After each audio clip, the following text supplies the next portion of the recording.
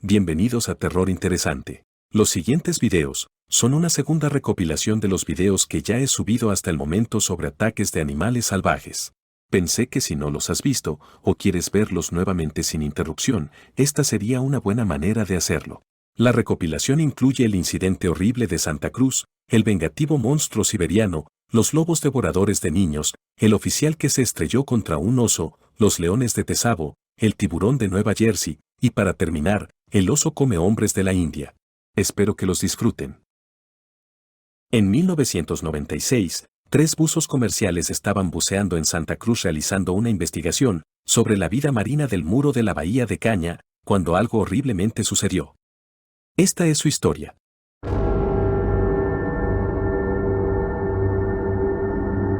Santa Cruz es una pequeña isla que forma parte de las Islas Vírgenes de los Estados Unidos y está justo al este de Puerto Rico. Al igual que con la mayoría de las islas tropicales, el agua es perfecta para soportar todo tipo de vida marina y ricos arrecifes de coral, por lo que es ideal para el buceo. Y aunque toda la isla está rodeada de ricos lugares de buceo, hay un lugar en particular que es famoso por una característica única. Este es un lugar conocido como el Muro de la Bahía de Caña.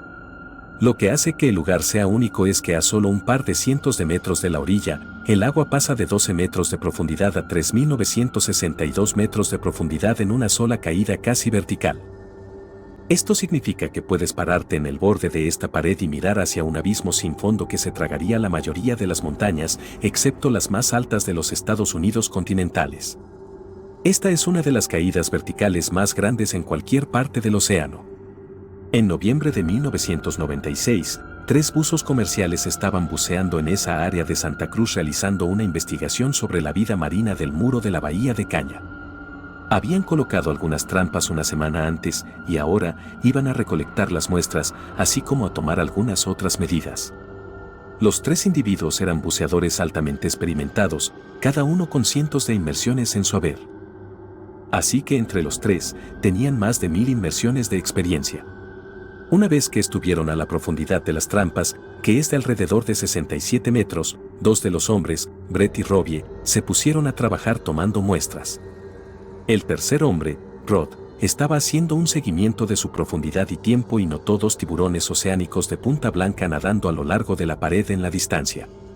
Como buceadores experimentados, los hombres no se inmutaron por esto. Los avistamientos de tiburones son solo una parte normal del buceo en el océano. Era un poco raro ver estas especies de aguas abiertas tan cerca de la costa, y también eran inusualmente grandes con alrededor de 4 metros de largo. Así que los 3 hombres se detuvieron brevemente para tomar algunas fotos antes de continuar con su trabajo. Después de pasar sus 15 minutos planificados más o menos trabajando en la profundidad, llegaron aproximadamente a la mitad de su inmersión. Esto significaba que ahora era el momento de volver a la superficie. Su ascenso planeado haría que Robbie fuera primero, luego Brett, y Rod sería el último. Cuando comenzaron a ascender, la lectura del aire de Robbie fue un poco más baja de lo esperado porque había estado respirando un poco más pesado durante la inmersión. Así que Brett le dijo que se dirigiera a una profundidad menor.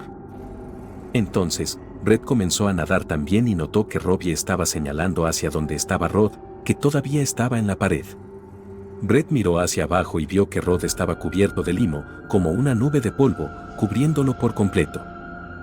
Para Brett, parecía que Rod podría haber tenido una falla en la manguera, causando que el aire rociara y levantara el limo en la pared. Esto también significaba que podría estar perdiendo aire y podría necesitar un poco de aire extra, por lo que Brett nadó de nuevo para ver si necesitaba ayuda. Fue solo una vez que se metió en la nube de limo y pudo ver mejor, que se dio cuenta que no era una manguera en absoluto. Brett lo agarró y comenzó a tirar de él y se dio cuenta de que Rod tenía una gran marca de mordida en el muslo. Y mientras procesaba lo que estaba viendo, el tiburón entró para otro ataque. Los 2 trataron desesperadamente de golpear sus branquias y mantenerlo alejado, y mientras luchaban, un segundo nadó y agarró su pantorrilla, haciendo que el limo se volviera rojo sangre. Luego, el primero regresó y agarró su muslo nuevamente y comenzó a tirar de él violentamente. A pesar de que Brett estaba tirando con fuerza en la dirección opuesta, el tiburón era demasiado fuerte y tiró de los 2 justo sobre el borde de la caída. Ahora, esencialmente en caída libre por la pared, los dos trataron desesperadamente de luchar contra los tiburones mientras consumían rápidamente el aire que les quedaba. En un momento dado, Brett revisó su medidor de profundidad y vio que estaba al máximo de 99 metros, lo que significa que estaban a un número de metros más allá de lo que su medidor de profundidad podía leer y aún descendiendo. Finalmente, hubo una breve interrupción en el ataque y Brett los llevó a los dos a una pequeña cala de arena en la pared. Fue allí donde finalmente tuvo la oportunidad de ver mejor la condición de Rod. Y se horrorizó al ver que la pierna izquierda de Rod estaba casi completamente arrancada. La mayor parte del tejido había desaparecido, y también tenía mordeduras graves en el estómago y el pecho. Al ver esto, Brett básicamente entró en modo de pánico total y agarró a Rod y comenzó a nadar tan fuerte como pudo. Pero en solo unos segundos, los tiburones regresaron y agarraron a Rod nuevamente, tirando de ambos por la pared. Y como si las cosas no pudieran empeorar, Brett fue a respirar hondo y se sintió como si estuviera tirando del aire a través de un sorbeto. Esto significaba que solo le quedaban unas pocas respiraciones antes de quedarse completamente sin aire. Otro segundo después, los tiburones arrancaron a Rod de sus manos y Brett observó impotente mientras lo metían más profundamente en el agua. Casi sin aire ahora, ya no había nada que pudiera hacer para ayudar a Rod, por lo que tuvo que volver a concentrarse en salvarse a sí mismo. Desafortunadamente, todavía estaba cerca de 122 metros de profundidad casi sin aire. Comenzó a nadar frenéticamente hacia la superficie y en un momento dado, revisó su medidor de profundidad y vio que todavía estaba alineado en rojo a 99 metros. Entre la profundidad, el pánico y la narcosis de nitrógeno, solo se centró intensamente en hacer fuertes patadas rítmicas hacia la luz de arriba. Nadó y lentamente, sus visiones comenzaron a cerrarse sobre él como un túnel. Mientras nadaba, este túnel se hizo cada vez más pequeño hasta que tuvo un pensamiento final, que era que estaba tan cerca y que se desmayó a unos 9 metros de la superficie. Milagrosamente, su dispositivo de flotabilidad tenía suficiente aire para flotar hasta la superficie y sacar la cabeza del agua. Luego, la diferencia de presión lo obligó a exhalar y comenzó su respiración y se despertó jadeando por aire. Se tomó unos momentos para mirar a su alrededor y orientarse y asimilar todo lo que había sucedido. Desafortunadamente, el tercer miembro de su equipo, Robbie, ya se había ido a buscar ayuda. Lo último que vio fue que los dos cruzaron la pared cubiertos de sangre, por lo que lo razonable era asumir que estaban muertos e ir a buscar ayuda. Ahora, debido a lo profundo que había estado Brett y lo rápido que resurgió, ya estaba empezando a sufrir de enfermedad por descompresión. Tenía que llegar a la orilla rápidamente o corría el riesgo de desmayarse o quedar paralizado. Se metió en aguas poco profundas, se arrancó el equipo de buceo y luego corrió hacia la pareja más cercana en la playa. Rápidamente les dijo quién era y que tenía enfermedad por descompresión. Luego, les dijo que camión era suyo, donde estaban sus llaves y que había un portapapeles en el tablero con instrucciones de emergencia. Y justo cuando terminó de darles esas instrucciones, se desmayó de nuevo. Y aunque esta era obviamente una situación terrible, Brett también tuvo una suerte increíble, porque la pareja con la que se había encontrado era un médico y una enfermera que también estaban familiarizados con la enfermedad por descompresión. Rápidamente corrieron hacia su camioneta, tomaron las instrucciones y luego corrieron hacia el teléfono en un hotel cercano. Llamaron al laboratorio marino en el que estaba empleado, quien rápidamente llamó a un avión de evacuación médica para que lo buscara, y luego desde allí, fue trasladado en avión desde Santa Cruz y volado a Puerto Rico porque no había cámaras de descompresión en la isla. Casi como sacado de una película, se quedaron sin oxígeno en el avión en el que estaba y tuvieron que aterrizarlo en una carretera que también se coordinó con un aterrizaje de helicóptero para llevarlo a la distancia restante al hospital. Finalmente, ingresó en un hospital e hizo una recuperación casi completa con algunos efectos duraderos de la enfermedad por descompresión. Desafortunadamente, el cuerpo de Rod nunca ha sido encontrado. Brett se enteraría más tarde de que había un barco en el área que emitía una vibración de baja frecuencia que había atraído a los tiburones en primer lugar. Simplemente no se sabía en ese momento que esto podría ocurrir, lo que finalmente resultó en el brutal ataque. Esta es la aterradora historia real del cazador furtivo ruso Vladimir Markov, quien en 1997 descubrió de primera mano las consecuencias de pelear con el gran felino más grande y formidable de los bosques congelados de taiga, el tigre siberiano. Este es uno de los ataques de tigres más horripilantes de todos los tiempos. Bienvenido de nuevo a Terror Interesante. El episodio de esta semana nos lleva a los densos bosques arbóreos de la taiga del lejano oriente ruso. Una provincia llamada Primoria presenta una topografía ondulada con el río sin represas más grande del mundo, el río Amur. La vida silvestre de la zona es una fila de asesinos de algunos de los depredadores más peligrosos de la Tierra. Carnívoros como el oso pardo de Amur, que crece hasta un tamaño enorme, los lobos de madera, que se sabe que se acumulan en manadas de 20 individuos, el leopardo de Amur o leopardo de las nieves que caza entre los riscos y acantilados, los glotones que lucharán contra cualquier animal que se cruce en su camino, y el gato asesino más grande del mundo, el tigre siberiano. Estos depredadores se alimentan del caribú, alce y ciervo, así como del muy peligroso jabalí. A juzgar por este panel de animales peligrosos, es sorprendente que haya personas que se ganan la vida aquí. En las profundidades del invierno de 1997, el cazador furtivo Vladimir Markov iba a cazar furtivamente y cargó su equipo para viajar a su remota cabaña. Pasó mucho tiempo allí, ya que el empleo es muy difícil de conseguir, pero un hombre valiente e ingenioso puede cazar, pescar y atrapar lo suficiente como para sobrevivir. Markov le dio un beso de despedida a su esposa e hizo que su amigo lo llevara lejos de su casa en Luchigorsk y por unos 80 kilómetros del camino más difícil imaginable.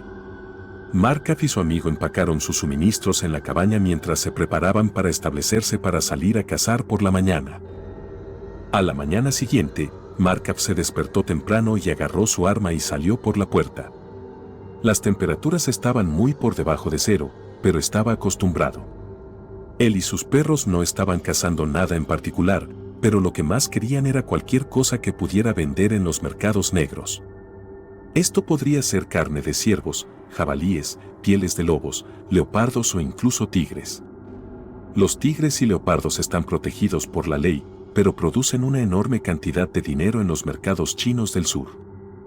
Mientras Markov conducía a sus perros a través del bosque a pie, se encontraron con una enorme pista de un tigre siberiano macho. Esta era la oportunidad que esperaba. El grupo siguió las pistas durante unos pocos kilómetros mientras serpenteaba a través de los espesos arbustos y sobre las colinas. Mientras el grupo rastreaba al gato gigante, podían ver sus huellas en la nieve mientras perseguía a un jabalí y sabían que debían estar cerca de él. Los perros gritaban y ladraban mientras Markov se acercaba al final del sendero. Podía ver los músculos ondularse sobre los hombros del gato mientras se inclinaba sobre su reciente muerte y miraba al hombre, demostrando que no estaba a punto de renunciar a su muerte. Markov levantó su escopeta y disparó contra el felino. Era un tiro seguro ya que su sustento dependía de ello. El gato brilló a través del bosque de abedules blancos mientras desaparecía de su vista. Estaba seguro de que había herido mortalmente al tigre y ahora tenía una bonificación que también obtendría. Se acercó al jabalí del que se alimentaba el tigre y comenzó a cortarse un poco de carne fresca. Markov rescató una buena cantidad de carne del cadáver del jabalí y dirigió su atención al tigre, que estaba seguro de que yacería muerto sobre la colina. Encontró las enormes huellas del gato en la nieve y comenzó a seguir cada paso a medida que las encontraba. Un poco de sangre aquí, una pista allá, la nieve fresca lo hizo fácil, pero notó que a medida que lo seguía, el rastro de sangre parecía disminuir. Mientras seguía las huellas durante unos pocos kilómetros, la sangre en las pistas se detuvo y se dio cuenta de que no podría alcanzar al tigre si no estaba herido de muerte. Decepcionado, redirigió su viaje hacia su cabaña y el calor que contenía. Alimentaría a sus perros y a sí mismo con algo de la carne recuperada y volvería a cazar al día siguiente. Cuando regresa a su cabaña, toma una de las caderas del jabalí y la pone en la cabeza del pozo de su colmena, luego lleva la otra parte a la ciudad para ver qué puede obtener a cambio de ella. La cambio por algunos suministros necesarios para su campamento y algunas municiones más para su escopeta, y regreso a su cabaña justo antes del atardecer. Mientras Markov estaba en la ciudad, el tigre herido regresó a su matanza de jabalíes y olió el olor del hombre y sus perros, y también notó que la mayor parte de su muerte fue tomada. Usando su agudo sentido del olfato, siguió las huellas del hombre durante bastante tiempo y unas horas más tarde, en la oscuridad de la noche, encontró la panza trasera almacenada de su matanza que Markov almacenó en la cabeza del pozo de la colmena. El tigre destruyó la boca del pozo por frustración y reclamó su carne de jabalí. Lo arrastra a una corta distancia y se lo come a poca distancia de la cabaña. El tigre no está contento con cómo ocurrieron los eventos y no está satisfecho con el hecho de que recuperó su carne. Silenciosamente baja a la cabaña y camina alrededor de ella analizando cuidadosamente la situación. El perro de Markov ladra incesantemente y se da cuenta de que algo está pasando afuera. Markov espera un tiempo para echar un buen vistazo al gato y decide resolver este problema con un disparo bien colocado. Markov agarra su arma y llama a sus perros a la cabaña. Su cabina está configurada con puertos de tiro que le permiten poner el cañón de su arma y disparar afuera, algo así como una persiana de caza. Apunta su escopeta a través del puerto de tiro y dispara al tigre. El gato gigante desaparece en el bosque después de haber sido herido 2 veces por el mismo hombre. Al día siguiente, Markov está nervioso por el hecho de que el tigre apareció en su cabaña y no se fue. Claramente recuperó la panza trasera del jabalí y aún así llegó a su cabaña después, por lo que su comportamiento no se trataba de comida. Estos detalles lo enviaron en picada psicológica. En el lejano oriente se cree que los tigres tienen un aspecto vengativo y calculador en su comportamiento. Los lugareños creen que guardan rencor y se vengan durante largos periodos de tiempo después de los eventos. Markov decide que debe dejar la taiga y parte a la cabaña de sus amigos para tomar un viaje de regreso a la ciudad y a la seguridad. En la casa de Duncha, su amigo intenta convencerlo de que se quede en su cabaña por la noche, ya que el líquido del radiador ha sido drenado del vehículo por la noche. Esto debe hacerse cada noche ya que las temperaturas son demasiado frías para dejarlo. Markov encuentra su determinación y decide no quedarse con sus amigos y esperar. Decide regresar a su cabaña y lidiar con este tigre de la única manera que conoce, disparándole y matándolo. Mientras Markov se había ido, el tigre entró en su cabaña demoliendo la puerta. El olor del hombre estaba por todas partes en la cabaña y el gato masticaba, arañaba y mordía cualquier cosa que oliera a él. El tigre encuentra un cucharón de agua para beber y lo aplana y pone agujeros del tamaño de un diente canino en la parte de la copa. El tigre tritura, astilla y destruye cualquiera de las herramientas y posesiones del hombre que encuentra fuera de la cabaña. Después de que terminó de saquear la cabaña, encuentra un lugar bien escondido y espera a Markov sobre el sendero. Cuando el ahora resuelto Markov se acerca a su propia cabaña en la oscuridad, el tigre lo embosca desde una persiana bien escondida debajo de una rama baja de abeto.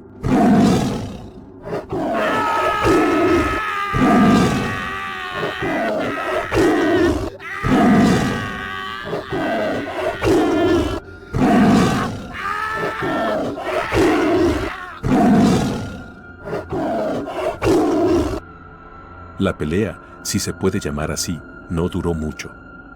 Los investigadores encontrarían una escena horrible con la nieve circundante cubierta de sangre en el nexo donde se encontraron las huellas del tigre y el hombre. Una sola pata de perro sobresale de la nieve. La nieve había sido pisoteada en círculo y derretida con un fémur humano limpio de carne en el medio. Un sangriento rastro de arrastre conduce a otro círculo despejado en el que encontraron el resto de Markov. Sus botas y ropa ensangrentada todavía sostenían sus respectivas partes del cuerpo, como su brazo cortado todavía vestido por las mangas. Alimentarse del hombre pacifica al tigre durante unos días y luego se va. El tigre se dirige río abajo durante los próximos días, moviéndose lentamente por sus heridas ahora infectadas. A medida que se acerca a un pequeño campamento que Markov frecuentaba, huele su aroma en la letrina y astilla todo el edificio, hiriéndose aún más. Los aldeanos ahora han oído hablar de este tigre y la taiga está vacía de cazadores furtivos, mineros y leñadores. La única excepción a este vacío de humanidad es un trampero de 25 años llamado André Pachutnia. Los padres de André le prohibieron revisar sus trampas hasta que el tigre fuera atrapado o asesinado, pero fue audaz hasta el punto de la tontería. Había llegado a su trampilla y revisó algunas trampas antes de regresar a su cabaña para cocinar el almuerzo. A 1,5 millas de distancia, el tigre huele a André e irrumpe en una cabaña cercana. Destroza esta cabaña como lo hizo con la de Markov. Cualquier cosa que huela a humano la araña, muerde o rompe. El tigre toma el colchón de la cama y lo lleva a la nieve, y allí lo coloca cuidadosamente en un lugar de emboscada escondido, y se acuesta para esperar por encima del sendero que conduce a la cabaña. André estaba preparado para revisar sus trampas y salió de su cabaña con su rifle para protegerse. Era un rifle Nagant musgo de casi 100 años de antigüedad. Los inviernos siberianos son muy duros para cualquier cosa que se oxide, especialmente las municiones. Las temperaturas bajan tanto que el aire en el casquillo de bala puede sudar dentro de la ronda. En una estación del invierno, esto puede arruinar o hacer poco confiable toda la munición que posee un trampero. Cuando Andrés se acercó a la cabaña de sus vecinos en el camino para revisar sus trampas, fue emboscado por el tigre desde su lugar de descanso encima del colchón desde una distancia de solo 9 metros. Sin embargo, el joven tenía reflejos rápidos, ya que pudo sacar rápidamente su rifle de la correa del hombro y ponérselo al hombro para disparar. El único problema era que la munición estaba corrompida y la bala no disparaba. El tigre no murió. El rifle falló cuando el joven trampero más lo necesitaba. El padre de André reunió a un equipo de búsqueda para encontrar a su hijo y pronto localizó el sitio de la emboscada, que no tenía sangre. El tigre rompió el cuello del joven sin derramar nada de su sangre. Su padre tomó el rifle y confirmó que el cartucho falló y arrojó el arma al río. El sendero de arrastre condujo 45 metros hacia los árboles. El sitio que presenciaron los hombres fue trágico, especialmente para el padre del joven. Toda la existencia de Andrés se había reducido a su camisa y pantalones con sus botas cubiertas con su sangre. Su crucifijo yacía sobre la nieve cercana. El tigre se alimentó de él durante 3 días y consumió casi todo lo de André. Lo que se recuperó podría caber en un bolsillo grande de una camisa. Los hombres recogieron los escasos restos y regresaron para informar a su madre. El Proyecto Tigre es un grupo de investigadores de tigres y oficiales de aplicación, financiados por grupos de conservación occidentales y operan algo así como guardaparques. Establecieron puestos de control y centros de información para que los lugareños supieran sobre el tigre y cómo mantenerse a salvo. Reunieron un equipo de caza profesional de 6 hombres para comenzar a rastrear al tigre y salvar vidas humanas. A principios de diciembre, los cazadores rastrearon las huellas de tigres cojeando hasta la cabaña de André, donde pudieron ver todo en ruinas. El tigre había repetido su desahogo en cualquier cosa que oliera a humano y herramientas y alojamientos astillados por igual. Desde allí lo siguieron a través de las montañas y observaron sus huellas mientras perseguía un conejo una y otra vez sin éxito.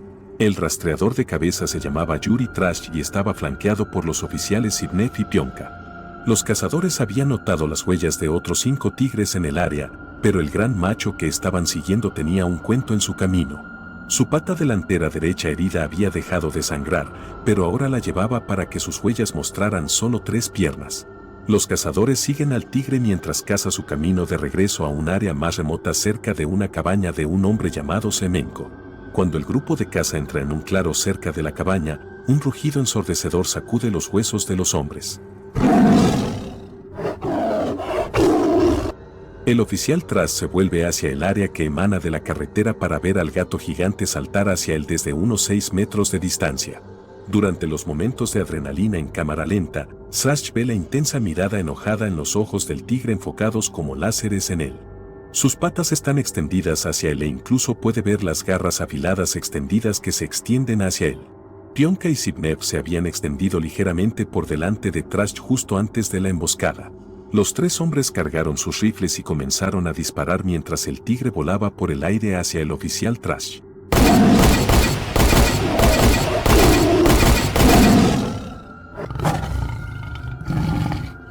Las mandíbulas y patas abiertas del gato no pudieron detenerse cuando el tigre se estrelló contra Trash, enviando al hombre grande a un salto mortal hacia atrás.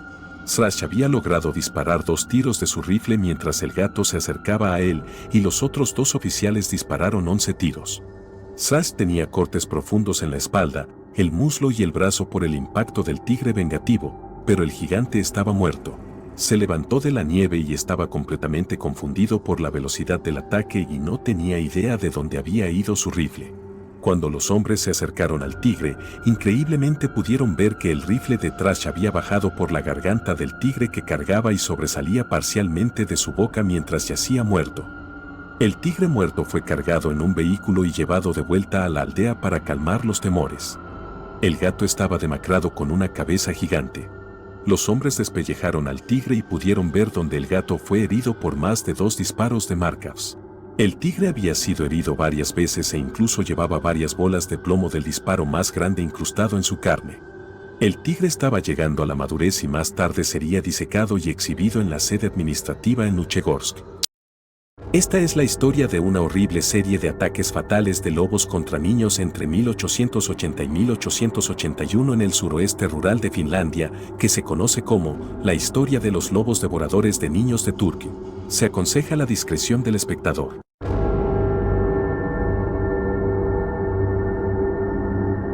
Muchas cosas podían matarte en la Finlandia del siglo XIX, pero quizás una de las formas más desagradables de hacerlo era ser atacado por un lobo. El lobo gris es más activo durante la noche y suele cazar en manadas para depredar ungulados como ciervos y alces. Además, tienen una resistencia excepcional y pueden viajar lejos y rápido. Los lobos, por su naturaleza, evitan a las personas y, según un estudio, ha habido menos de 3.000 personas muertas por lobos en todo el mundo en los últimos 300 años. En Finlandia, en los años 1710 a 1881, sin embargo, entre 175 y 265 adultos y niños fueron asesinados por lobos, un promedio de entre una persona por año a 3 personas cada 2 años. Si bien la mayoría de las muertes por lobos fueron incidentes aislados, las décadas posteriores a 1820 también vieron una serie de ataques de lobos solitarios o manadas de lobos que se cobraron la vida de varios niños pequeños. Estos ataques agrupados geográfica y temporalmente indican que matar humanos no era un comportamiento normal de los lobos, sino un comportamiento especializado y adaptativo que los lobos individuales o las manadas desarrollaron y mantuvieron hasta que fueron asesinados o expulsados. En los años 1880-1881, al menos 22 niños perdieron la vida en ataques de lobos en la zona rural al norte de la ciudad de Turku, en el suroeste de Finlandia. El 15 de enero de 1880, en el pueblo de Belloa, parroquia de Kalanti, 2 hermanos, Kel y Bill Ornberg, están afuera de su sauna por la noche cuando un lobo sale corriendo del bosque, atraviesa su campo de papas, salta a la cerca y arrebata a Cal, de 8 años. Las huellas de sangre en la nieve mostraban el camino del lobo, las huellas eran fáciles de seguir. A medio kilómetro de distancia, se encontró la pierna derecha de Kel. Fue arrancado del muslo y poco después, se encontraron las ropas de Kel.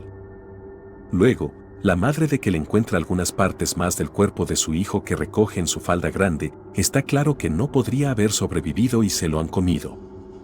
Se organizaron 3 cacerías de lobos sin éxito, en la parroquia vecina de Minamäki y la recompensa por matar a un lobo se elevó a 75 marcos finlandeses. Es el comienzo de la primavera de 1880, Juana Josefina, de 2 años y medio, juega sola en el patio de su familia. Cuando su madre llega al patio, todo lo que encuentra, casi fuera de la puerta principal, es el pie de Juana. El patio está vacío, pero las huellas de los lobos conducen al bosque. El cuerpo de Juana nunca se encuentra, aunque se lleva a cabo un entierro para ella el 25 de abril. Solo 2 días después hay otro ataque fatal. En el pueblo de Kaitarainen, parroquia de Nousiainen a 21 kilómetros de Turku, 3 hermanos son atacados por un lobo solitario mientras caminaban a casa. El mayor del trío, un niño de 12 años, salva a la menor, de 5 años, tomándola en sus brazos, pero su hermana de 7 años, María Matilda, es raptada por el lobo a pocos metros de su casa y solo se encuentran su falda y su zapato. Justo un día después del ataque anterior, a 10 kilómetros de distancia en la parroquia vecina de Minamäki, María Matilda Helin, de 2 años y medio, va a recoger un balde de agua de un manantial natural cerca de su jardín pero nunca regresa. Sus padres solo encuentran el balde vacío volcado y unas gotas de sangre en el suelo. Nunca se encontró ningún rastro de María. 15 de mayo de 1880, los hijos del granjero Jaakko Latbele estaban jugando al escondite fuera de la casa de troncos de 2 habitaciones de la familia. Amanda, de 3 años conocida como Mantu, estaba al aire libre y los demás se esconden cuando se acerca un perro grande. Mantu no se da cuenta del animal hasta que es demasiado tarde. El animal agarra a Mantu por el cuello y la sacude hasta matarla, y luego se escapa con su cuerpo. Los otros niños corren hacia su madre y gritan como uno solo, el perro grande se llevó a Mantu. Solo se encuentran las tripas de la niña y sus zapatos pequeños, con los pies aún adentro. Con 5 niños muertos en 4 meses, el gobernador de la provincia de Turku, el conde Karl Magnus, se toma la situación en serio e insta a todos los residentes de la zona a matar a los lobos que vean allí. Durante la primavera de 1880, al menos 6 cachorros de lobo fueron asesinados en la parroquia de Minamaki, pero el lobo devorador de niños no. Solo 2 meses después, Anna Sofía Lindberg, de 10 años, y otra niña estaban arreando ganado a lo largo de un solitario camino forestal cuando un lobo las ataca. La otra chica se queda congelada en estado de shock cuando Anna es atacada y asesinada, pero eventualmente logra escapar. Los lobos asesinarían 3 niños más hasta que el 22 de octubre de 1880, en la aldea de Kierla, parroquia de Alikko, Ida Elina, de 9 años, caminaba a casa con sus compañeros de la escuela en el pueblo de Baskio. Cuando el grupo llega a la aldea de Kierla, aparece un lobo que salta las cercas y salta sobre Ida, que está al frente del grupo. La arrastra a un montón de nieve junto a un granero y comienza a intentar matarla. Sin embargo, el chaleco de Ida es tan grueso que el lobo no puede morderlo. Ida sobrevive al ataque. Entrevistada 70 años después, en 1955, Ida relató que lo extraño del lobo era que de vez en cuando presionaba su oreja contra su pecho como si escuchara para ver si aún respiraba. Cuando el lobo descubre que Ida sigue viva, renueva su ataque. Eventualmente, Ida decide hacerse la muerta y el lobo comienza a tratar de arrastrarla. Sin embargo, la ropa gruesa de Ida obstaculiza al lobo, por lo que sigue dejándola caer. En ese momento, por casualidad, aparece el hombre local Yanemakila. Tiene miedo de acercarse o atacar al lobo, pero comienza a gritarle y silbarle. Finalmente, el lobo abandona a Ida y sale corriendo. Ida intenta ponerse de pie pero se derrumba, el lobo le ha roto la pierna. Durante el resto de su larga vida, Ida llevó las cicatrices dejadas por los dientes del lobo en la cara y el cuerpo. Su pierna rota nunca se curó correctamente y eventualmente ella muere en 1960. Con 9 niños muertos y uno gravemente herido por un lobo o lobos en la zona desde principios de año, se nombra un comité en Turku para planificar la colocación de cebos envenenados, distribuir rifles y reclutar cazadores de lobos experimentados. El comité invita al famoso cazador de Karelia Ignoi Bornanen y a sus hijos a liderar una cacería de lobos.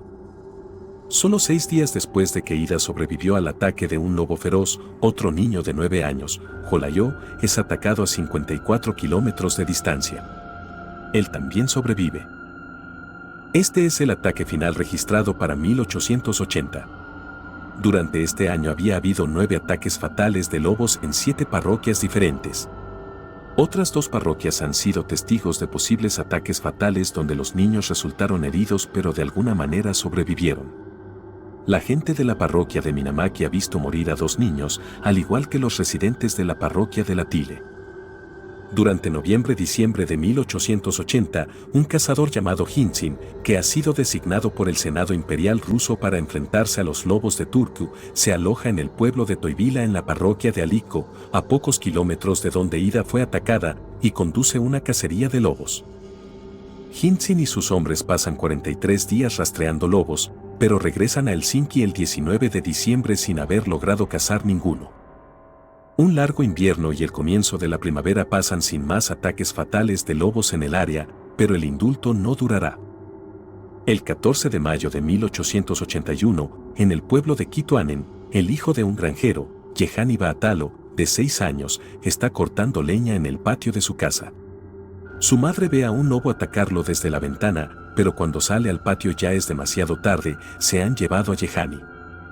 Un grupo de vecinos sale rápidamente tras el lobo pero solo encuentran una parte del cuerpo de Jehani.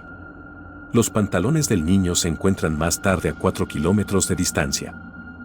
Este es el segundo ataque mortal de un lobo contra un niño en la parroquia de Nousiainen en menos de un año y el 10º ataque mortal en la zona en 16 meses. El padre de Jehani talla una cruz y la fecha en una roca en el sitio del secuestro de Jehani. La talla todavía es visible 98 años después, en 1979.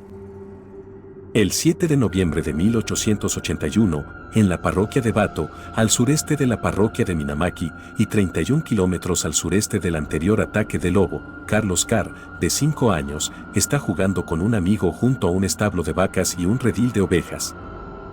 Un lobo ataca a la pareja y el amigo de Cal logra pasar por debajo de una valla y escapar, pero Cal no tiene tanta suerte. Su cuerpo se encuentra a 1 kilómetro de distancia, sumergido en una zanja. Aunque la pequeña manada de lobos ahora parece estar expandiendo su área de caza fuera de la parroquia de Minamaki, la de Cal será la muerte final en la ola de asesinatos. 22 niños han muerto y al menos 2 han resultado heridos en ataques de lobos. El 19 de noviembre de 1881, el comandante Alexander Ramen de Oulu, en el norte de Finlandia, es designado para cazar a los lobos de Turkey. Dirige una tripulación de 9 Lukasi, que son cazadores de lobos profesionales de Pskov, Rusia, y 15 soldados, divididos en 3 grupos, cada uno compuesto por 3 Lukasi y 5 soldados. En ese momento, se creía que solo una loba grande podría ser responsable de todas las muertes en el área de Turkey. El 2 de enero de 1882, Ivan Paklja, uno de los Lukasi, mata a la loba en el pueblo de Kituanen, parroquia de Nousiainen. La hembra derribada es muy grande y parece vieja, sus dientes están desgastados. Su pelaje está enredado y sucio de color amarillo. Un lobo macho, que se cree que es la pareja de la hembra, es asesinado en la aldea de Minamaki el 14 de enero de 1882, después de comer un cebo envenenado. En total, 12 lobos mueren en el área ese invierno, 7 de los cuales son asesinados por los Lukasi. Después de que el lobo hembra y el macho son asesinados en enero de 1882, los ataques cesan. Cuenta la leyenda que el cuerpo del lobo macho fue comprado por el fotógrafo Johan Einbeck, quien lo hizo disecar y le pidió a la gente que lo mirara. Se dice que un lobo disecado en el sótano de la escuela secundaria de Olaf en Turquía es el lobo devorador de niños de 1880 a 1881, pero esta afirmación también ha sido cuestionada. La hembra fue desollada, pero desde entonces su pelaje ha desaparecido o ha sido destruido. Depredar a los niños, llegando incluso a arrebatarlos de los patios de las viviendas humanas, no es un comportamiento normal de los lobos. Los lobos son naturalmente muy temerosos de los humanos y, por lo general, se adentrarán más en el bosque si huelen o escuchan a los humanos en su territorio, y solo los confrontan si se sienten intensamente amenazados, como un perro o una persona que se acerca demasiado a un sitio de guarida o mata un cadáver. Se ha especulado sobre por qué el lobo o los lobos que mataron a niños en el área de Turquía en 1880 a 1881 se comportaron de esta manera. En ese momento, los cachorros de lobo a veces eran capturados en primavera y confinados hasta el invierno cuando crecían. De esta manera, el cazador podría cobrar una recompensa completa por matar a un lobo adulto y sus pieles más grandes obtendrían un mejor precio. A veces, estos lobos capturados, que se habían acostumbrado a los humanos, escapaban. La loba devoradora de niños podría haber sido una fugitiva que había estado cautiva en algún lugar o incluso haber sido parte de una colección de animales ambulantes. Esto explicaría su aparente valentía con la gente. Este periodo también vio cambios agrícolas, los humanos estaban invadiendo el territorio de los lobos. El ganado y las ovejas pastaban en los bosques, lo que significó una disminución de otros ungulados, como los ciervos, de los que los lobos normalmente se alimentan. Los animales mantenidos en corrales también tentaron a los lobos, acercándolos a los humanos. Los ataques de Turquía llevaron a las autoridades a tomar medidas para reducir la población de lobos de Finlandia. Miembros del ejército y cazadores profesionales de Rusia fueron reclutados para ayudar a cazar lobos. Para 1898, se había otorgado una recompensa de 100 marcos finlandeses por el lobo. Esto era 4 veces más que la suma de un oso. En la década de 1960, el lobo casi había desaparecido de Finlandia y Escandinavia y no se informaron muertes por ataques de lobos en Finlandia durante el siglo XX. Hasta la década de 1970 se pagaba una recompensa por matar a un lobo en Finlandia. En 1973, el lobo se convirtió en una especie protegida fuera de las áreas de cría de renos y hoy en día, se necesitan permisos especiales para matar lobos. En el video de hoy, un experimentado agente de la ley del servicio forestal y al aire libre fue brutalmente mutilado y asesinado mientras montaba su bicicleta en los senderos. Este es el aterrador ataque del oso grizzly a Brad Treat.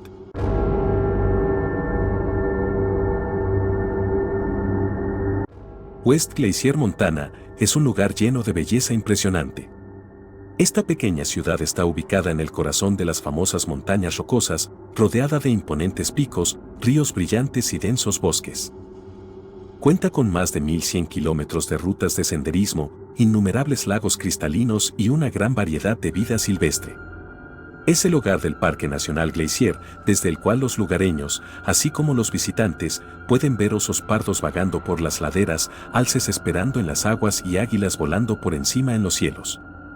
Es realmente un lugar donde el mundo natural ocupa un lugar central, ya que la belleza al aire libre está en plena exhibición. Brad era un oficial de policía del Servicio Forestal en el Bosque Nacional Flathead. Él y su esposa Somer vivían al sur del Parque Nacional Glacier, una ubicación privilegiada que les daba acceso sin restricciones a las rutas de senderismo Green Gate. Desde su patio trasero, la pareja podía ver las impresionantes vistas del paisaje circundante, desde una vasta extensión de árboles imponentes hasta colinas onduladas con arroyos brillantes. Para ellos era todo lo que necesitaban, quiero decir, ¿qué más podían pedir? Era un refugio para los entusiastas del aire libre, y les encantaba el senderismo y el ciclismo en este sendero. Todas las mañanas, Brad trotaba junto a su esposa durante horas, también andaba en bicicleta por los senderos hasta 6 veces a la semana, y siendo competitivo, se esforzaba más para batir su récord anterior, y así, no fue una sorpresa cuando el 29 de junio de 2016, Brad invitó a su amigo, a quien nos referiremos como Josh en este video, para andar en bicicleta por el sendero. Sería el primer paseo en bicicleta de montaña de Josh y estaba más que emocionado de unirse a Brad. Era un miércoles soleado y alrededor de la 1:30 p.m. cuando Brad y su amigo Josh se subieron a sus bicicletas. Pedalearon hacia el sendero y siendo la primera vez para Josh, la adrenalina y la sensación de libertad fueron inmejorables, ya que abordaron giros y vueltas en la ruta de senderismo Green Gate. Mientras navegaban a través de los densos bosques y sobre los senderos rocosos, no pudieron evitar disfrutar de la emocionante experiencia, el terreno accidentado y los obstáculos naturales proporcionados. Un desafío emocionante, el viento azotaba su cabello y todo lo que podían escuchar era el crujido de la grava y las hojas secas debajo de sus neumáticos. Brad, que estaba más familiarizado con el sendero, se sintió atraído por el momento y pedaleó como nunca antes. Estaba pedaleando a una velocidad de 40 kilómetros por hora, lo que equivale a un coyote persiguiendo a su presa a toda velocidad. El aire fresco y limpio llenaba sus pulmones vigorizándolo con cada respiración. El sendero era estrecho con una densa cubierta forestal y matorrales a ambos lados. No planeaban andar en bicicleta por mucho tiempo, y por lo tanto, no llevaban aerosol para osos, teléfonos celulares o incluso rifles en caso de que se encontraran con un animal agresivo mientras estaban en el camino. Los extras también serían pesados y tediosos de pedalear, por lo que no vieron la necesidad de llevarlos. Pronto Brad ya estaba dejando un hueco entre él y su amigo Josh, que luchaba por mantenerse al día con su ritmo, estaba liderando el camino y mientras negociaba una curva ciega cerrada, se estrelló contra algo enorme. Su velocidad y la espesa cubierta de bosque a los lados del sendero habían oscurecido su vista. Más allá de la esquina no tuvo tiempo de dirigir evasivamente o incluso derrapar para evitar la colisión. Era un enorme oso pardo. La colisión atornilló a Brad en el manillar de su bicicleta y luego sobre el oso. La primera ley de Newton, o como nos gusta llamarla, la ley de la inercia, estaba en juego. Sabía que vendría golpeando el suelo, así que trató de romper su caída con las manos. El impacto de la caída le hizo romperse ambas muñecas y su escápula izquierda. Josh, que estaba 22 metros detrás en el sendero, escuchó la colisión seguida de un fuerte gruñido del oso como si estuviera herido. No podía ver al oso ni a su amigo Brad, pero instintivamente supo que algo andaba mal. Disminuyó la velocidad alrededor de la curva justo a tiempo para ver al oso parado sobre Brad. De pie sobre sus patas traseras, el oso se elevaba sobre Brad con sus agudos ojos penetrantes fijos en él. Su enorme cuerpo estaba cubierto de pelaje peludo del color de la miel, pero estaba visiblemente enojado por la colisión. Josh y Brad estaban asustados y humildes por su presencia. En este momento, Brad tenía un dolor insoportable, trató de arrastrarse pero sus esfuerzos fueron inútiles. El oso dejó escapar un rugido ensordecedor y con sus afiladas garras extendidas y listo para atacar, lo golpeó con las garras desgarrando su sangre de carne derramada en el suelo, mezclándose con la tierra y las hojas. Brad sabía que había encontrado el poder crudo de la naturaleza en este desierto indómito. Sus movimientos se volvieron lentos y débiles, mientras el oso continuaba deslizando sus garras y mordiendo. Su casco fue aplastado en pedazos por la poderosa fuerza de mordedura del oso. Estaba indefenso sin aerosol de oso, un rifle o un teléfono celular. George sabía que no podía enfrentar al oso. Por un momento, se congeló, como un vicio. El miedo se apoderó de su corazón. No sabía qué hacer para salvar a su amigo, pero sabía que tenía que buscar ayuda. El oso tenía toda su atención dirigida a Brad, y no notó la presencia de George. Con esta estrecha ventana de escape, George se subió a su bicicleta y pedaleó tan rápido como pudo. Sus piernas bombeaban frenéticamente, mientras el bosque pasaba junto a él en un borrón. Mientras navegaba por el terreno accidentado, se inclinó hacia el sendero sinuoso, evitando por poco chocar con árboles y ramas, mientras corría hacia atrás en la dirección que habían tomado hacia la ayuda. Desde lejos escuchó el sonido de los vehículos y se empujó más fuerte, desesperado por llegar a la carretera antes de que fuera demasiado tarde para Brad. Los vehículos viajaban por la autopista 2, que estaba aproximadamente a 1 kilómetro del sendero. Esto significaba que George no podía continuar en bicicleta, ya que la ruta más corta era a través del espeso bosque y tuvo que salir del sendero. Agarró su bicicleta con fuerza a su lado. El marco de metal se aferraba a los árboles, mientras tropezaba entre la maleza. Sus respiraciones llegaban en jadeos irregulares mientras intentaba ganar terreno en la autopista 2. Su frente brillaba con gotas de sudor, mientras el sol caía sobre él, haciéndolo sentir como si estuviera corriendo por un sauna. Se imaginó a Brad llorando por su ayuda, una imagen que lo hizo redoblar sus esfuerzos. Vio la carretera más adelante y continuó empujándose hasta el límite. Mientras irrumpía a la intemperie, George vio un vehículo que detuvo en medio de su jadeo por aire y sus pulmones que ardían. Inmediatamente fue conducido a un teléfono donde llamó al 911. Los primeros policías respondieron y luego llegaron rápidamente a la escena del ataque, donde encontraron el cuerpo sin vida de Brad en un charco de sangre y su bicicleta junto a él con su casco mordido en pedazos. Fue confirmado muerto sin ninguna de las partes de su cuerpo mutiladas por el oso.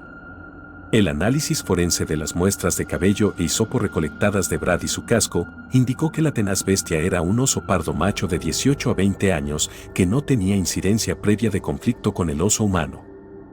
Se estimó que pesaba 167 kilos, lo que demuestra cuán enorme era realmente el oso.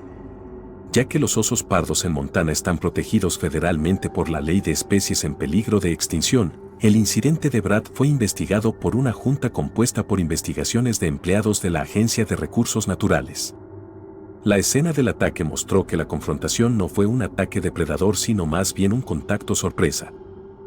El oso probablemente estaba en el camino equivocado en el momento equivocado, y también Brad. La conclusión de los hallazgos se extrajo de los hechos, que ninguna parte del cuerpo de Brad había sido consumida por el oso, y también que no había sido enterrado. Esto se debe a que los osos tienen la costumbre de cubrir sus presas que pretenden almacenar y volver a comer más tarde. Los cubren con cualquier escombro y suciedad disponible, y usan su fuerte sentido del olfato para volver sobre sus pasos volviendo a su muerte en un momento posterior. A pesar de que el bosque es el hogar de más de 1000 osos pardos, el encuentro de Brad fue el primer incidente en Montana donde un motociclista había sido asesinado por un oso. Su esposa Summer Tree instó a la gente a recordar a Brad por su servicio y no por la horrible forma en que murió. Fue un trágico recordatorio de los peligros que acechan en el desierto y la necesidad de estar siempre preparados. Si bien ataques como este son raros, una vez que un oso pardo te ataca, es probable que estés a punto de encontrarte con tu aflicción final. Los devoradores de hombres de Tsavo eran un par de leones machos devoradores de hombres en la región de Tsavo en Kenia, que fueron responsables de la muerte de muchos trabajadores de la construcción en el ferrocarril Kenia-Uganda entre marzo y diciembre de 1898. Se decía que la pareja de leones se había comido a 135 personas. Si bien los terrores de los leones devoradores de hombres no eran nuevos en la percepción del público británico, los devoradores de hombres de Tsavo se convirtieron en uno de los casos más notorios de peligros para los trabajadores indios y nativos africanos del ferrocarril de Uganda. Esta es su historia.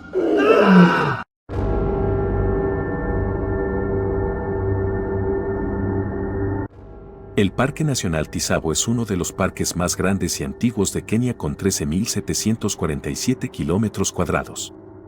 situado en una zona semiárida anteriormente conocida como el Desierto de Cero. Dentro del Parque Nacional Tisabo, los ríos Ati y Tisabo convergen para formar el río Galana. La mayor parte del parque consiste en praderas y sabanas semiáridas. Se considera uno de los baluartes de la biodiversidad del mundo, y su popularidad se debe principalmente a la gran cantidad de vida silvestre diversa que se puede ver, incluidos los famosos 5 grandes, que consisten en leones, rinocerontes negros, búfalos del cabo, elefantes y leopardos. El parque también alberga una gran variedad de aves como el milano negro, la grulla coronada, el agapornis y el ibis sagrado. El Parque Nacional Tisabo es generalmente plano, con llanuras secas a través de las cuales fluye el río Galana. Pero hace aproximadamente 125 años atrás, Tisabo era conocido por algo más siniestro. Como parte de la construcción de un ferrocarril que une Uganda con el Océano Índico en el puerto de Kilindini, en marzo de 1898 los británicos comenzaron a construir un puente ferroviario sobre el río Tisabo en Kenia. El sitio de construcción constaba de varios campamentos repartidos en un área de 13 kilómetros que albergaban a varios miles de trabajadores, en su mayoría indios. El proyecto fue dirigido por el teniente coronel John Henry Patterson, quien llegó pocos días antes de que comenzaran las desapariciones y asesinatos. Durante los siguientes 9 meses de construcción, 2 leones Tisabo machos, sin melena, acechaba el campamento, sacando a los trabajadores de sus tiendas por la noche, devorándolos. Hubo un intervalo de varios meses cuando cesaron los ataques, pero se corrió la voz de otros asentamientos cercanos de ataques similares de leones. Cuando los leones regresaron, los ataques se intensificaron, con matanzas casi diarias. Las cuadrillas trataron de ahuyentar a los leones y construyeron fogatas y bohumes, o vallas espinosas hechas de espinos que silban alrededor de su campamento para protegerse y mantener alejados a los devoradores de hombres. Todo fue en vano, los leones saltaban o se arrastraban a través de las cercas de espinas. Patterson notó que al principio de su ola de asesinatos solo un león a la vez entraba en las áreas habitadas y agarraba víctimas, pero luego se volvieron más descarados, entrando juntos y cada uno agarrando una víctima. A medida que aumentaban los ataques, cientos de trabajadores huyeron de Tisabo, deteniendo la construcción del puente. En este punto, los funcionarios coloniales comenzaron a intervenir. Según Patterson, incluso el oficial de distrito, el señor Whitehead, escapó por poco de ser asesinado por uno de los leones después de llegar a la estación de tren de Tisabo por la noche. Sin embargo, su asistente, Abdullah, fue asesinado mientras Whitehead escapó con 4 laceraciones de garras en la espalda. Finalmente llegaron otros funcionarios, con un refuerzo de unos 20 cipayos armados para ayudar en la caza. Patterson colocó trampas e intentó varias veces tender una emboscada a los leones por la noche desde un árbol. Patterson escribió en su relato que hirió al primer león con una bala de un rifle de alto calibre. Este disparo alcanzó al león en la pata trasera, pero escapó. Más tarde, regresó por la noche y comenzó a acechar a Patterson mientras intentaba cazarlo. Le disparó en el hombro, penetrando su corazón con un rifle más poderoso y lo encontró muerto a la mañana siguiente, no lejos de su plataforma. El segundo león recibió 9 disparos, 5 con el mismo rifle, 3 con un segundo y una vez con un tercer rifle, 6 dieron en el blanco. El primer disparo se disparó desde lo alto de un andamio que Patterson había construido cerca de una cabra muerta para el león. 2 disparos de un segundo rifle alcanzaron al león 11 días después, mientras acechaba a Patterson y trataba de huir. Cuando encontraron al león al día siguiente, Patterson le disparó 3 veces más con el mismo rifle, dejándolo gravemente lisiado, y le disparó 3 veces con un tercer rifle, 2 en el pecho y 1 en la cabeza, lo que lo mató. Afirmó que murió mordiendo la rama de un árbol caído, aún tratando de alcanzarlo. El primer león asesinado medía 2.95 metros desde la nariz hasta la punta de la cola. Se necesitaron 8 hombres para llevar el cadáver de regreso al campamento. El equipo de construcción regresó y terminó el puente en febrero de 1899. No está claro el número exacto de personas muertas por los leones. Patterson dio varias cifras y, en general, afirmó que hubo 135 víctimas. Después de 25 años como alfombras de piso de Patterson, las pieles de los leones se vendieron al Museo Field de Historia Natural en 1924 por una suma de $5,000. Las pieles llegaron al museo en muy mal estado. Los leones fueron reconstruidos y ahora están en exhibición permanente junto con sus cráneos. Las posibles causas del comportamiento de los devoradores de hombres pudo haber sido un brote de peste bovina en 1898 que devastó a la presa habitual de los leones, obligándolos a encontrar fuentes alternativas de alimento. Otra teoría es que los leones de Tizabo pueden haber estado acostumbrados a encontrar humanos muertos en el cruce del río Tizabo. Las caravanas de esclavos al centro del comercio de esclavos de África Oriental, Zanzíbar, cruzaban rutinariamente el río allí. Un argumento alternativo indica que el primer león tenía un diente gravemente dañado que habría comprometido su capacidad para matar presas naturales. Sin embargo, esta teoría generalmente ha sido ignorada por el público en general, y el coronel Patterson, quien mató a los leones, personalmente la rechazó, diciendo que dañó ese diente con su rifle mientras el león lo atacaba una noche, lo que provocó que huyera. Los estudios indican que los leones comían humanos como complemento de otros alimentos, no como último recurso. Comer humanos probablemente era una alternativa a la caza o la recolección de residuos causada por enfermedades dentales o un número limitado de presas. Un estudio de 2017 realizado por el equipo del Dr. Bruce Patterson descubrió que uno de los leones tenía una infección en la raíz de su diente canino, lo que dificultaba la caza de ese león en particular. En lo que sí están de acuerdo es que los devoradores de hombres de Tizabo fueron los leones más siniestros en la historia de África. En 1916 ocurrieron una serie de ataques de tiburones a lo largo de la costa de Nueva Jersey, en Estados Unidos, en los que murieron 4 personas y una resultó herida. La reacción personal y nacional a las muertes implicó una ola de pánico que condujo a la caza de tiburones con el objetivo de erradicar la población de tiburones, devoradores de hombres y proteger las economías de las comunidades costeras de Nueva Jersey. Esta es su historia.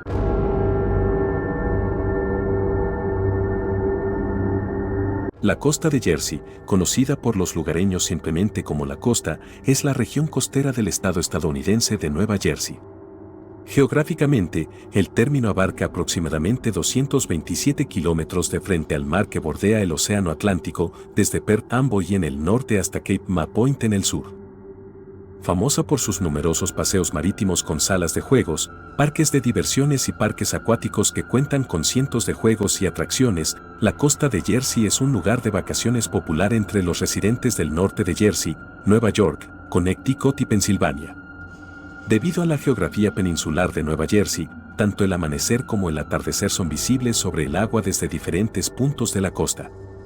Pero en el verano de 1916, el amanecer en la costa de Jersey sería uno menos placentero y más uno terrorífico. Desde la programación de la Semana del Tiburón de cada año hasta los tiburones toro nadando en las calles de Fort Myers, Florida, después del huracán Ian, parece natural tener un miedo saludable a los tiburones devoradores de hombres. Pero la galeofobia descomunal de la América moderna e incluso la película Jaws no habrían llegado a existir si no hubiera sido por un verdadero monstruo marino que aterrorizó a Nueva Jersey en 1916.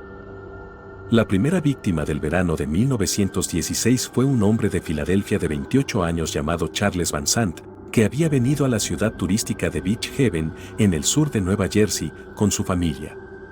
Vadeando el agua del océano con su perro, Van Sant de repente comenzó a gritar pidiendo ayuda. Los transeúntes y un salvavidas finalmente se dieron cuenta de que no estaba llamando a su perro, pero ya era demasiado tarde, un tiburón se había comido el muslo de Van Sant hasta el hueso. 2 hombres se apresuraron a llevar a Van Sant a tierra, el tiburón los persiguió todo el camino, pero ya era demasiado tarde. Van Sant se desangró en el vestíbulo de un hotel. Aunque la muerte de Van Sant se informó en los periódicos locales, en su mayoría se desestimó como un incidente inusual y único. 5 días después, a unos 72 kilómetros al norte de Spring Lake, Nueva Jersey, Charles Bruder, un trabajador hotelero suizo de 27 años, nadaba a 121 metros de la costa cuando la gente en la playa vio que el agua a su alrededor se ponía roja cuando comenzó a gritar. 2 socorristas remaron hacia él y lo subieron a un bote salvavidas, pero no tenía ambas piernas. Bruder murió antes de regresar a tierra. La muerte de Bruder por un tiburón, tan poco tiempo después de la de Van Sant, fue noticia nacional. Los hoteles a lo largo de la costa de Jersey sufrieron cuando los turistas abandonaron las playas y aquellos que se aventuraron en las olas informaron avistamientos de tiburones no verificados desde Connecticut y Coney Island hasta Alabama y Jacksonville, Florida. Los cazadores de tiburones autoproclamados tomaron botes y patrullaron la costa de Nueva Jersey cerca de los ataques. En ese momento, los tiburones eran aún menos entendidos que ahora. Sin embargo, después del ataque de Brooder, 3 científicos se dirigieron al público en una conferencia de prensa reunida apresuradamente en el Museo Americano de Historia Nacional en la ciudad de Nueva York. Un tercer ataque de tiburón era improbable, tranquilizaron a todos. Ellos estaban equivocados. 2 hombres habían sido asesinados en una sola semana por posiblemente un solo tiburón, pero no fue hasta que pasó casi otra semana que los ataques de tiburones de 1916 se convirtieron en una histeria en toda regla. El 12 de julio, 40 kilómetros al norte del ataque de Brooder, los niños locales estaban jugando en Madawan Creek con su perro. Nadie podría haber anticipado lo que sucedió después. El arroyo estaba a 2.4 kilómetros del océano y el agua era salobre, no salada. Pero mientras chapoteaban, los niños se dieron cuenta de que lo que habían pensado que era un tronco oscuro que flotaba cerca tenía una aleta dorsal. El tiburón arrastró a Lester Stilwell, de 11 años, bajo el agua. El aspirante a rescatador Stanley Fischer, de 24 años, se zambulló para tratar de recuperar a Stilwell sin darse cuenta de que había saltado al agua con un tiburón asesino. El tiburón mordió a Fischer en el muslo y murió por la pérdida de sangre. Pero el tiburón no había terminado. Solo 30 minutos después de que dejara a un Fischer moribundo, hubo un quinto y último ataque de tiburón a medio kilómetro de distancia. Joseph Dunn, de 14 años, de visita desde la ciudad de Nueva York, estaba en el arroyo cuando el tiburón le mordió la pierna izquierda. El hermano de Dunn apenas sacó al niño de las fauces del pez asesino. Dunn perdió la pierna y pasó un mes en un hospital, pero finalmente sobrevivió. Después de los ataques triples en Madawan, Estados Unidos se volvió loco por los tiburones. El alcalde de Madawan ofreció una recompensa por el tiburón, y los cazadores de tiburones recorrieron Madawan Creek, e incluso dinamitaron las aguas en un esfuerzo sin límites para llevar a los peces ante la justicia. A lo largo de la costa este, aparentemente cualquier persona con un bote cabalgaba sobre las olas, matando a cualquier cosa con una aleta dorsal. La Cámara de Representantes ordenó a miles de personas que eliminaran la amenaza de los tiburones de la costa de Jersey, e incluso el presidente tuvo que involucrarse. Woodrow Wilson convocó a su gabinete para encontrar una solución, y el secretario del Tesoro propuso que los tiburones que matan hombres se convirtieran en una prioridad para el guardacostas. 2 días después de que el tiburón matara a Stilwell y Fischer, un dúo poco común, un taxidermista de la ciudad de Nueva York y un domador de leones de Barnum y Bailey, atraparon a un gran tiburón blanco joven de 2.4 metros en Raritan Bay, no lejos de la desembocadura de Madawan Creek. El tiburón atacó su bote de remos y casi lo hunde hasta que el domador de leones lo mató con su remo. No hubo más ataques de tiburones. ¿Qué era el devorador de hombres de Madawan? Todavía se debate si el gran tiburón blanco capturado el 14 de julio de 1916 fue el verdadero asesino, y muchos expertos modernos dicen que es más probable que las muertes fueran obra de un tiburón toro. Otros se centran en lo que podría haber causado un comportamiento tan inusual de los tiburones e incluso culpan a los submarinos alemanes que operaban en el Atlántico. Supuestamente, los tiburones no atacan ni intentan comerse a los humanos de forma natural, y la mayoría no son peligrosos. Pero el tiburón asesino de 1916 aún no había terminado. En 1974, el novelista Peter Benchley se basó en los acontecimientos de la costa de Jersey al escribir Jaws, que Steven Spielberg convirtió en la película que hizo su carrera al año siguiente. Una vez más, Estados Unidos tuvo miedo de meterse en el agua. En 1957, en la India, un oso perezoso fue responsable de la muerte de al menos 12 personas y la mutilación de otras 2 docenas. Este oso en particular llevaba la marca de Caín, en el sentido de que se había convertido en el asesino desenfrenado y deliberado de varios hombres, a quienes había matado de la manera más terrible, sin provocación. Esta es su historia.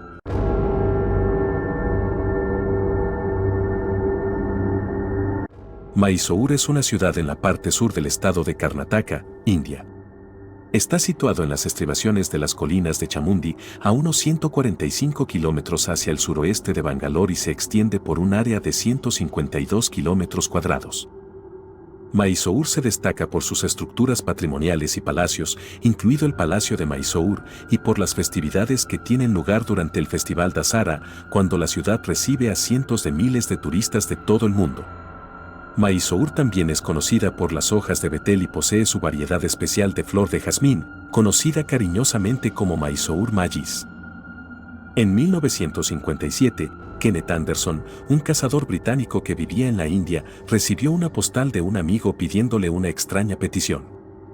La postal provenía de un pequeño santuario musulmán ubicado a 168 kilómetros de Bangalore, en el estado de Mysore. El pulso de Kenneth se aceleró mientras leía las pequeñas letras manchadas en algunos lugares por las marcas de lágrimas secas. La tarjeta había sido enviada por un amigo, Oulam Bax, a quien Kenneth había conocido por accidente. Mientras viajaba por la India, el automóvil de Kenneth se había averiado justo afuera del santuario, a pesar de que era bastante anciano incluso en ese momento, Oulam se apresuró a ayudar. Después de ese encuentro casual, Kenneth se propuso visitar a Oulam y su familia cada vez que pasara por el santuario y se mantuvo en contacto con él siempre que pudo. Esta postal era diferente. Oulam escribió muchas palabras en el pequeño espacio en la parte posterior como pudo, explicando que su hijo de 22 años había sido atacado por un oso y le rogó a Kenneth que viniera a matarlo antes de que pudiera lastimar al resto de su familia. La solicitud hizo que el corazón de Kenneth oliera de simpatía. Era algo inusual, pero tal vez no sorprendente. Verás, Kenneth Anderson tenía un toque salvaje sobre él. Su familia ya había estado viviendo en la India durante generaciones y fue en las selvas indias salvajes donde Kenneth realmente se sintió más en casa. De hecho, era un reconocido cazador de caza mayor, pero también hizo viajes desarmados a la selva para meditar y reconectarse con la naturaleza o para escribir en un diario en el que mantenía descripciones detalladas de sus días y aventuras. Kenneth se metió la postal en el bolsillo y comenzó su viaje. Puede que no supiera exactamente lo que implicaría este viaje, pero sabía una cosa: su amigo estaba en problemas y necesitaba actuar rápido. No fue hasta que Kenneth hizo el largo viaje a la casa de su amigo que escuchó la historia completa. Oulam y su familia habían estado cenando solo unas noches antes. No había habido nada inusual en esa noche, ni sonidos extraños o sombras raras. Así que cuando el hijo de Oulam salió por un momento, nadie lo pensó dos veces, pero todo cambió en un instante. La exuberante higuera que rodeaba la casa era un refugio para todo tipo de vida silvestre, incluidos murciélagos, zorros y otros animales autóctonos. No era raro ver una variedad de criaturas que se deleitaban con la fruta madura, ya sea caída en el suelo o aún colgando sobre las ramas. Sin embargo, era muy inusual encontrar un oso perezoso, una especie que subsiste principalmente de las plantas y generalmente es tímido con los humanos. Pero este oso perezoso en particular era diferente. Atraído por la abundancia de higos, fue sorprendido por el hijo de Oulam y lanzó un feroz ataque hacia su rostro, un objetivo común para los osos. La bestia perdió su marca y en su lugar mordió el cuello del hijo de Oulam. El joven logró liberarse, pero el oso no había terminado. Se abalanzó sobre él de nuevo mordiendo y arañando su cara y estómago antes de desaparecer en la oscuridad. El ataque ocurrió tan rápido que Oulam y el resto de la familia no tuvieron oportunidad de intervenir o acudir en ayuda de su hijo. El joven regresó tropezando a la cabaña cubierto de sangre y gravemente herido. Su familia trató frenéticamente de detener el sangrado, pero fue en vano. La mordedura del oso había cortado la vena yugular del joven dejándolo con pocas posibilidades de sobrevivir. Se quedaron despiertos con él toda la noche reemplazando tela tras tela mientras trataban de detener el flujo de sangre, pero falleció justo antes del amanecer. La pérdida de su hijo dejó a la familia en un estado de dolor y vulnerabilidad sin medios para protegerse de otro ataque. Desesperado y sin opciones, Oulam envió una postal a su amigo Kenneth con la esperanza de que pudiera ayudarlos. Había tomado unos días para que la tarjeta llegara a Kenneth y para que él llegara, y ahora la pregunta en la mente de todos era: ¿volverá a atacar el oso? Decidido a derribar a la bestia que había atacado al hijo de Oulam, Kenneth se puso en marcha con solo su pistola, un puñado de municiones, una linterna y una muda de ropa. Esperó hasta altas horas de la noche, cuando los osos suelen estar más activos, y luego se adentró en la jungla. En ese momento de su vida, Kenneth ya había disparado y matado a varios tigres y panteras devoradores de hombres, y razonó que un oso perezoso debería representar un desafío mucho menor que un gato sigiloso. Ahora en la espesa oscuridad de la jungla, Kenneth colocó una linterna en el extremo de su rifle y comenzó a buscar primero.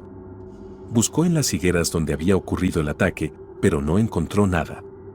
Usando solo el único rayo de su linterna para guiarlo, caminó metódicamente a través de la densa maleza durante horas, pero para cuando comenzó a amanecer, aún no había encontrado ningún rastro del oso. Derrotado, regresó a la cabaña y le dio la mala noticia a Ulam y su familia, quienes luego le rogaron que no se rindiera. Por supuesto, Kenneth estuvo de acuerdo esta vez, sin embargo, esperó hasta alrededor del mediodía cuando supo que el oso debería estar dormido y luego siguió a Ulam hasta las colinas, a una cueva que creía que el oso podría estar usando como guarida. Cuando se acercaron a la cueva, el silencio espeluznante hizo sonar las alarmas en la cabeza de Kenneth, arrojó algunas piedras a la cueva con la esperanza de despertar al oso si estaba dentro, pero no hubo movimiento ni sonido. El oso se había ido. Esta no era la noticia que Ulam y su familia habían estado esperando, pero al menos significaba que el oso probablemente se había ido y los dejaría en paz, o eso esperaban. Finalmente, Kenneth tuvo que regresar a casa, pero dejó a Ulam con algo de dinero en caso de que volviera a ver al oso y necesitara enviar un telegrama en lugar de una postal. Pero solo un mes después del ataque al hijo de Ulam, Kenneth recibió una llamada del oficial forestal del distrito de otra ciudad cercana. Otro oso perezoso había mutilado a 2 leñadores y el oficial le pidió ayuda para eliminar la amenaza. Kenneth partió de nuevo, esta vez mejor preparado para una caza potencialmente más difícil, pero cuando llegó al bosque, el oso ya había atacado a un guardia forestal una vez más. Las campanas de alarma sonaron en la cabeza de Kenneth. ¿Era este el mismo oso que había atacado a la familia de Ulam? ¿Y si es así, atacaría una vez más? Kenneth no tendría que esperar mucho para obtener una respuesta.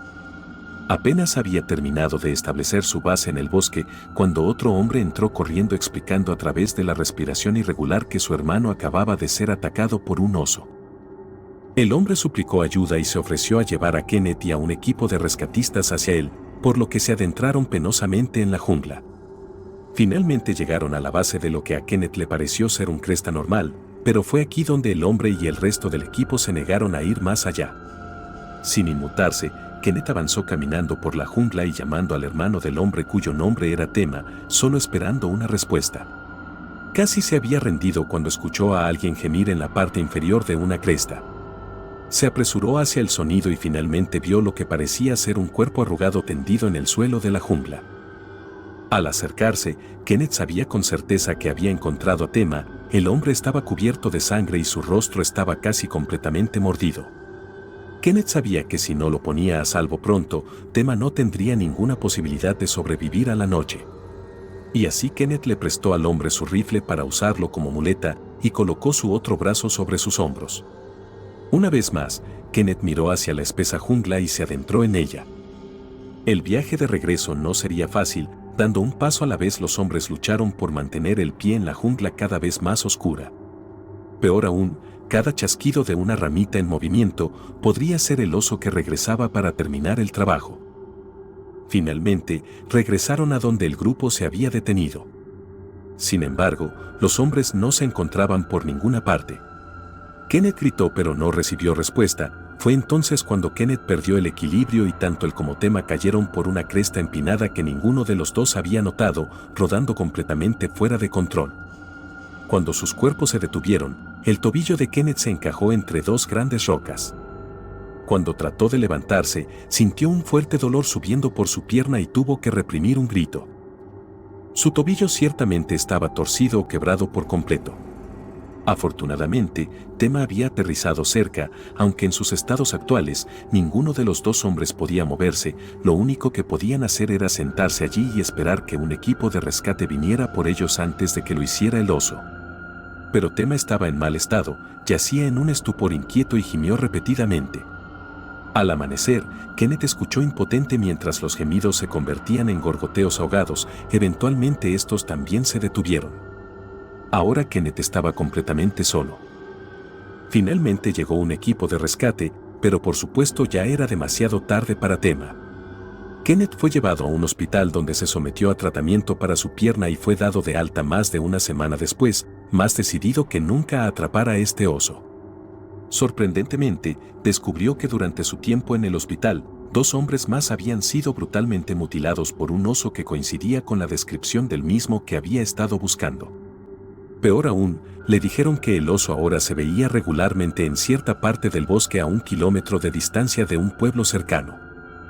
Esto no era bueno, pero al menos ahora sabía a dónde dirigirse. Kenneth hizo las cosas de manera diferente esta vez. En lugar de perseguir al oso que siempre parecía estar un paso adelante, decidió hacer que el oso viniera a él. Escogió un lugar cerca de un área donde el oso había sido visto recientemente en la base del árbol frutal más grande de la zona y se sentó con su rifle sobre las rodillas. Luego, esperó.